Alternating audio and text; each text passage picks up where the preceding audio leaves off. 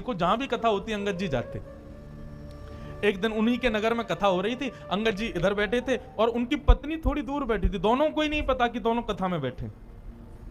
व्यास जी ने जैसे कीर्तन गाया, अंगद जी के नेत्रों से अविरल अश्रुधार ऊर्ध्वबाहु होकर के नृत्य करने लगे आनंद से। तभी पत्नी की दृष्टि गई, ये कौन नाच रहा है? अरे ये तो अंगद जी हमारे पतिदेव हैं। तभी मैं कहूं कुछ समय से ये पहले तो बड़े दुखी रहते थे कि मैं मुख नहीं दिखाती, कुछ समय से बड़े प्रसन्न रहते हैं, मुझसे ज्यादा बात भी नहीं करते, अपनी सेवा पूजा भी करने लग गए हैं और बड़ा सामान्य सा बड़ा सुखमय जीवन जी रहे हैं। मैं सोच तो रही थी बदलाव कैसे आ गया, ये कथा सुनते हैं। आज शाम को कथा के बाद जैसे ही अंगद जी घर लौट करके आए, पत्नी ने अपना घूंघट ऊपर कर लिया। अंगद जी बोले, अरे देवी मैं आ गया हूं, घूंघट नीचे कर लो। बोले नहीं नहीं, अब तो घूंघट नहीं करना। क्यों? मैंने इसलिए घूंघट किया था कि आप कथा से प्रेम नहीं करते थे, परंतु अब तो आपने कथा को स्वीकार कर लिया ना, तो अब मैंने जो त्याग का संकल्प लिया था उसको छोड़ दिया। अंगद जी बोले, वो बात तो ठीक है, लेकिन मैं तुमको सत्य बताऊं, जब से मैंने कथा सुनना प्रारंभ किया ना, मुझे पहले तुम्हारे रूप में बड़ी आसक्ति थी, पर अब मुझे वो आसक्ति नहीं है।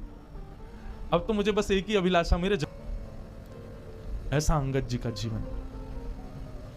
बंधुओं, अंगद जी ने अपनी पत्नी से कहा, देवी अब हम दोनों वैष्णव हो गए, चलो हम जगन्नाथपुरी दर्शन करने चलेंगे। लेकिन अभी अभी सुना है कि एक बहुत बड़े युद्ध के लिए राजा के साथ मुझे जाना है, युद्ध से जब वापस आ जाएंगे फिर हम जगन्नाथपुरी चलेंगे। ठीक है। युद्ध में अंगद जी गए, जाकर के युद्ध किया। युद्ध का नियम होता था, जो राजा हारता था उसका सारा धन हड़प लिया जाता था और जीतने वाले राजा को दे दिया जाता था। अंगद जी जब उसका सारा धन लेने लगे तो वहां एक अद्भुत मणि थी। उस मणि को देख करके अंगद जी बड़े प्रसन्न हो गए, बोले बड़ी सुंदर मणि है, मुझे ठाकुर जी को कुछ निवेदित करना है, ठाकुर जी को मैं जगन्नाथपुरी जाऊंगा, कुछ देना है। कोई बात नहीं, मैं ये मणि अपने संग ले जाता हूं, ये ठाकुर जी को दे दूंगा। और उस मणि को अंगद जी ने अपनी पगड़ी में छुपा लिया। थी तो वो चोरी, लेकिन अंगद जी का भाव क्या था कि मुझे ठाकुर जी को देनी है। भगवान से बोले, प्रभु इसके बदले भले ही मुझे दंड मिल जाए, लेकिन मैं ये दूंगा आपको, ये है आपकी, मुझे नहीं चाहिए लेकिन मैं आपको दूंगा। किसी सैनिक ने जाकर राजा को बता दिया कि अंगद जी ने एक मणि को अपनी पगड़ी में छुपा लिया। राजा, अंगद जी उसके चाचा लगते थे, इसलिए राजा स्पष्ट तो कुछ कह नहीं पाया, पर राजा ने मन में विचार किया कि अंगद जी रोज मेरी बहन के यहां भोजन करने जाते हैं, मैं आज बहन से कहूंगा कि वो भोजन में जहर मिला दे, अंगद जी की मृत्यु हो जाएगी, मणि हमको मिल जाएगी।